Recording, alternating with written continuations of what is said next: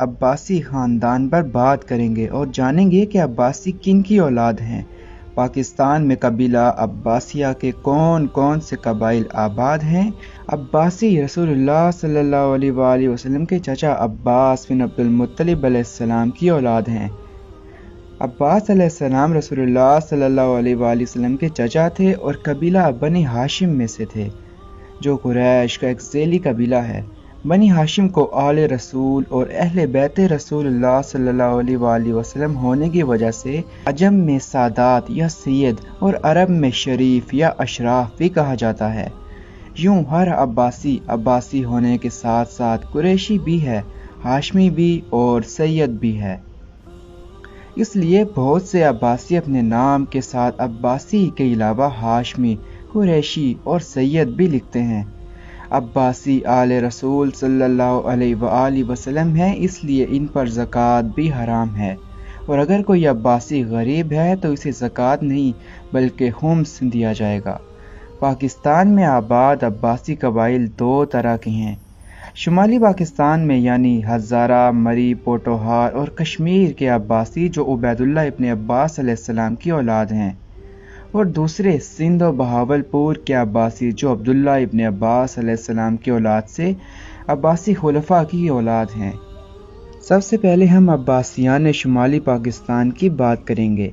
پاکستان میں سب سے پہلے 1020 عیسوی کو محمود غزنوی کے ہمراہ مری، ہزارہ و کشمیر کے عباسیوں کے جد امجد سپہ سالار سید غیاث الدین ضراب شاہ المعروف سردار ضراب خان عباسی تشریف لائے، جس کے بعد آپ کی نسل مری، ہزارہ و کشمیر میں پھیل گئی۔ برصغیر میں قبیلہ عباسی قریش کا پہلا قبیلہ یہی تھا جس نے کشمیر اور مری و ہزارہ کے علاقوں میں اپنی خود مختار جاگیریں قائم کی، جو کہ شاہ کشمیر کی طرف سے غیاث الدین ضراب شاہ کو عنایت ہوئی تھیں۔ شمالی پاکستان میں خاندان عباسیہ کے صرف اور صرف 5 قبیلے ہیں، جن میں ڈھونڈ عباسی، جسکم عباسی، کیال عباسی، سراڑا عباسی اور تنولی عباسی قبائل شامل ہیں۔ غیاث الدین ضراب شاہ نے شاہ کشمیر کی بیٹی سے شادی کی تھی، جس کا ذکر عباسیان ہند میں درج ملتا ہے۔ ریاست کشمیر کی شہزادی کے وطن سے غیاث الدین ضراب شاہ کے صرف اور صرف ایک بیٹے غی محمد اکبر خان المعروف اکبر گئی خان عباسی پیدا ہوئے، جن کے متعلق عباسیان ہند 1819 عیسوی میں درج ہے کہ اکبر گئی خان عباسی کا ننہال کشمیر کے راجہ شاخ مل کا خاندان تھا۔ آپ کی والدہ شاہ کشمیر کی دختر تھیں۔ اکبر گئی خان عباسی کے آگے 5 بیٹے ہوئے۔ پہلے بیٹے کنور خان عباسی المعروف کہندر خان، جو کہ مورث اعلیٰ ڈھونڈ، جسکم اور گیال عباسی قبائل ہیں۔ دوسرے بیٹے سالم خان، ان کا بیٹا مغل باز خان تھا جو مورث اعلیٰ تنولی عباسی قبیلہ ہے۔ تیسرے بیٹے ثنا ولی خان المعروف تنا ولی خان، ان کو تنولی عباسیوں کا جد امجد بھی کہا جاتا ہے۔ چوتھے بیٹے معلم خان، جن کی نسل نہیں چلی۔ 5ویں بیٹے سلطان سخی محمد خان المعروف سردار خان یا سراڑا خان، یہ سراڑا عباسی قبیلے کے مورث اعلیٰ ہیں۔ اب ہم بات کریں گے عباسیان سندھ و بہاولپور۔